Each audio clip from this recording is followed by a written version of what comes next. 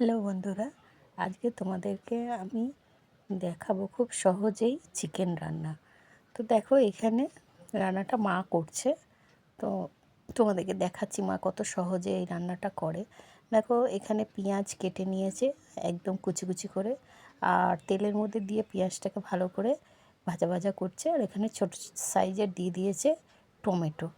তো টমেটোটাকে আমরা কেটে দিইনি, এইভাবেই মা রান্না করে, আমিও করি। তো এবার দেখো পেঁয়াজটা অনেকটাই লাল হয়ে গেছে, ভাজা ভাজা হয়ে গেছে। এর মধ্যে দিয়ে দিল মা চিকেনটাকে। এখনও কিন্তু টমেটোগুলো গোটা গোটাই আছে, তোমরা দেখতে পাচ্ছ। এবার পেঁয়াজ দিয়ে চিকেনটাকে খুব ভালো করে একটুখানি কষিয়ে নেবে, মানে একটু ভাজা ভাজা করে নেবে, তখন কিন্তু খুব সুন্দর একটা গন্ধ বেরোবে। এইবার দেখো একে একে আমরা দিয়ে দেবো এর মধ্যে মশলা। তো মা এখানে প্রথমে দিয়ে দিল আদা বাটাটা, এবার দিয়ে দিচ্ছে এই দেখো রসুন বাটা দিয়েছে, আদা বাটা দিল, এই পেঁয়াজ বাটা, সব বাটাগুলো একবারে দিয়ে দিচ্ছে। এই যে তারপরে আবারও কষাবে খুব ভালো করে। এই দেখো এখনও কিন্তু টমেটোগুলো সেরকমভাবে গোটাই রয়েছে, তোমরা দেখতে পাচ্ছ। নিজে নিজেই ভেঙে যাবে, ওই দেখো একটা টমেটো নিজেই ভেঙে গেছে, ভাঙার কোনো প্রয়োজন নেই। আর এতে কিন্তু টেস্টটাও খুব ভালো হয়। তো এখানে পরপর দেখো মশলা দিয়ে দিল মা।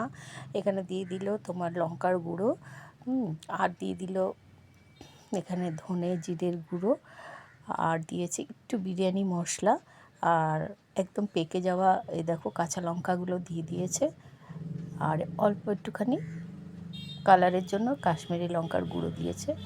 তো এটা তোমরা দিতেও পারো, নাও দিতে পারো। তো ভালো করে যে কষানো হয়ে গেছে, এবার দিয়ে দিল নুন।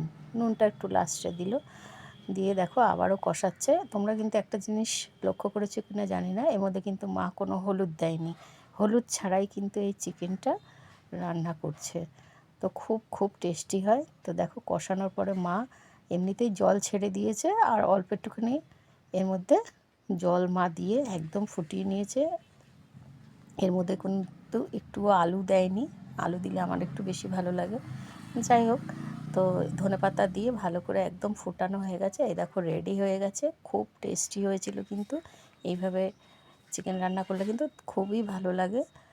আর একদম এই দেখো গরম গরম তখন খেয়ে নিতে হবে। এই যে ভাত আর চিকেন, আর মা এখানে পালং শাকের তরকারি করেছিল পোস্ত আলু দিয়ে, ওটাও কিন্তু খুব সুন্দর হয়েছিল। ওই রেসিপিটাও একদিন দেখাবো। তো দেখো মাংসের কালারটা কিন্তু খুব সুন্দর এসছে, গরম ভাতের সাথে কিন্তু খুব ভালো লাগবে খেতে। কেমন লাগলো জানিও।